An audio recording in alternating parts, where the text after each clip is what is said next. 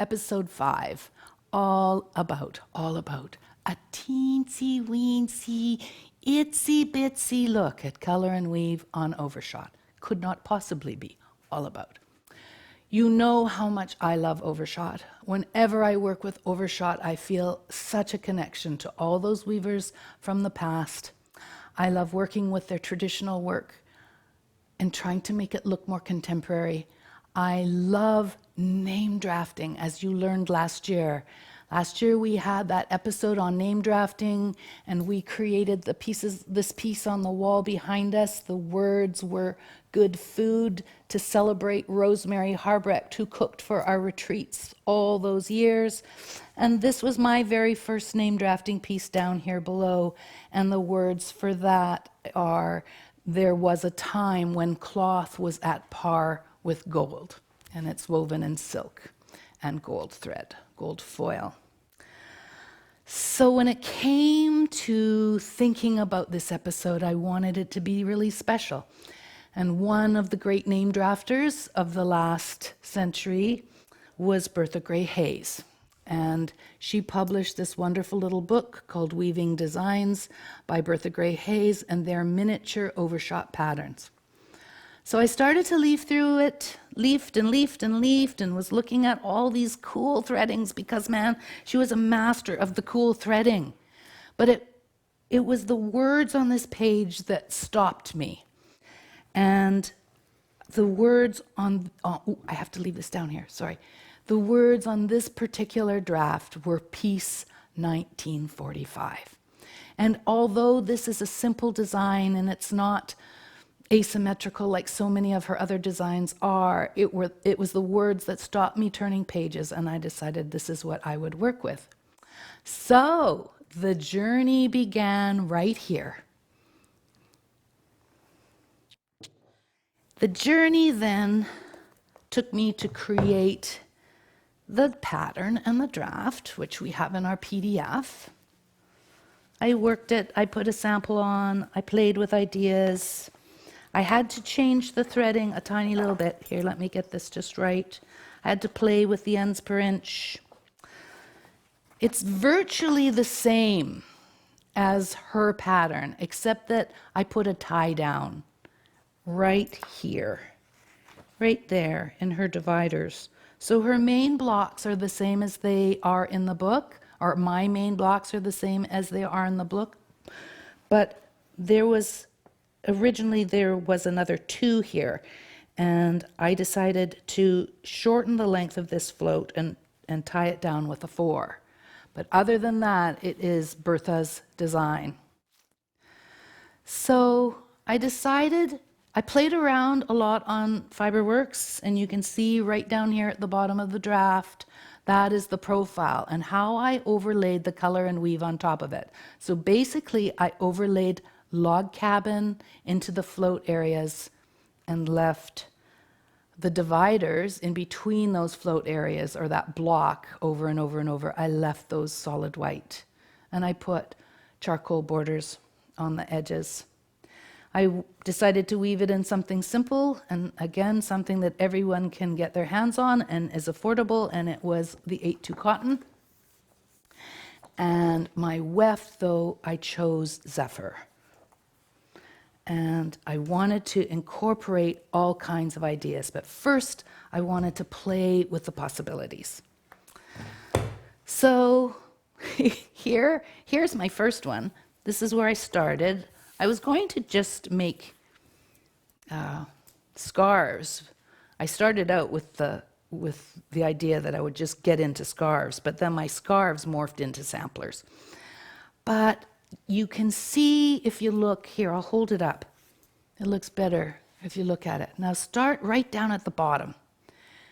Right down at the bottom, you can see that I'm working clearly with the plain weave. So that was the log cabin that was superimposed on the threading. And because with Overshot we can weave plain weave, it was like I have to incorporate so much plain weave into these pieces. It will make them different. We won't think of them as being Overshot pieces if there's all kinds of other color and weave sequences in them. So then coming up, I interspersed repetitive sequences playing with the pattern. I used decorative dividers to divide up all the space. I then tried to make things symmetrical, so that's why this whole section from the bottom to right here is symmetrical. Yeah, because to me, that was a little motif. But of course, I couldn't leave it alone, and I moved into something else. So there was my next little section. Trompe is writ, but just working with tabby and pattern in ebony. What would it look like if I just wove it in black? Look at those cool little dots happening there. And then more and more things happened, and it stopped being a scarf and started being a sampler. That does sort of look like it was intended to be balanced. Yeah, I was trying, honestly, but I get so easily distracted. The center is just a big repetitive sequence. What would it look like if I did that over and over and over again? And then we keep going and going. This is another big repetitive sequence, over and over and over and over. And all of this is in your PDF.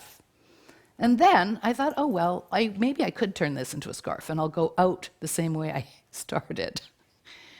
But it doesn't work as a scarf. It is definitely a sampler. So then I thought, oh, well, what the heck? I'm going to just give up making scarves and work on more samplers, which is how this one came about. So I don't think we need to go through it all, but there's definitely some cool places. So maybe if you want to start at the bottom and get like a foot's worth in, 12 inches at a time, we can sort of see how I was working. I was trying to create little repetitive sequences. And there's the divider. And then we come to the next section. Yeah, and look at that. You can see there's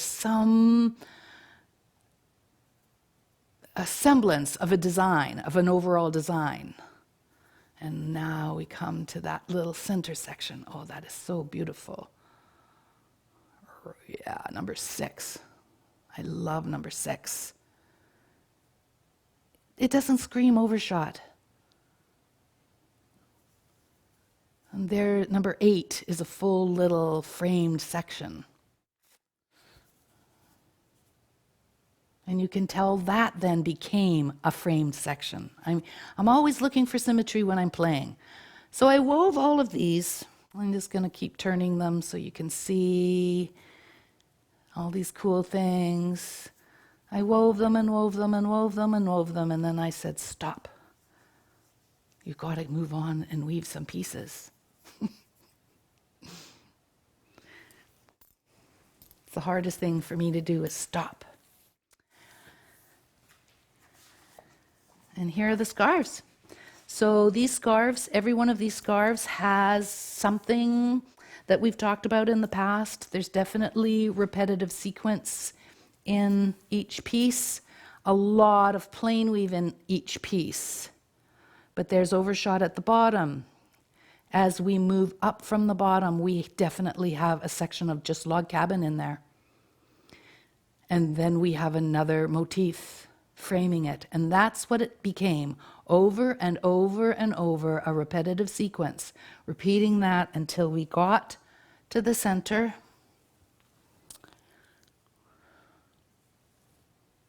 Yep, and now I'm going to turn it around. This is exactly the center. And you'll notice that this is predominantly white on this side. And what I did was I did everything exactly the same, but I switched my colors. My whites become black, my blacks became whites. So, positive, negative, color-wise, just a switcheroo. And it's a lovely scarf. You know, beautiful hand, beautiful drape. And you have a light side and a dark side. Some spiffy, huh? Anyway, that's what I did for my first one. Second one, very, very simple. Hardly any overshot in this, just at the borders. So the border is the same on either side.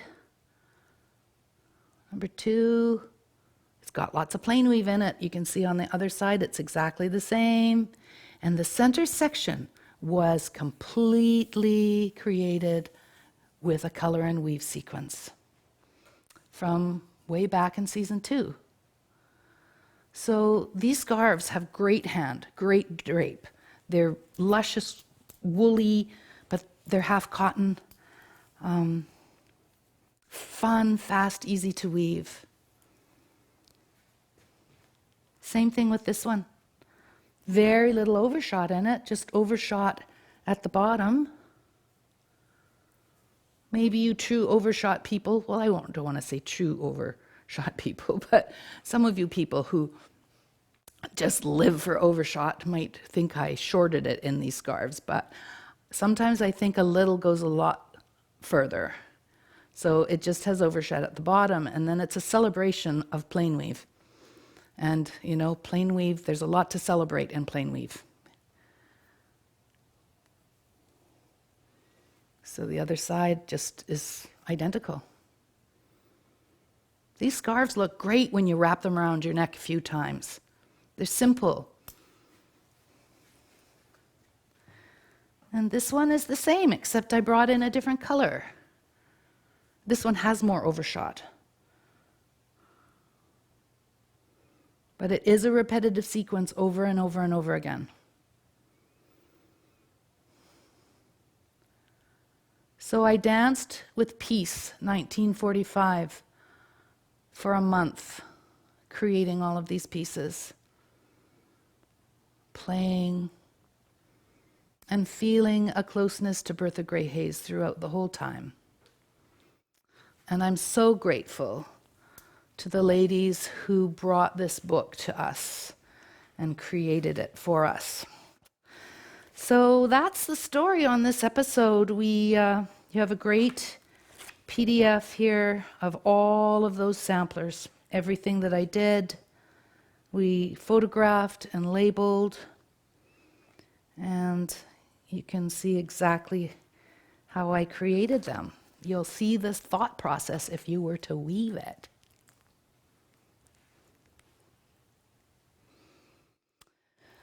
So, it was a special episode. I wish we could have peace everywhere. All right, my darlings, I'm going to clear the table and we are going to go to Krakow, big graphic, Krakow.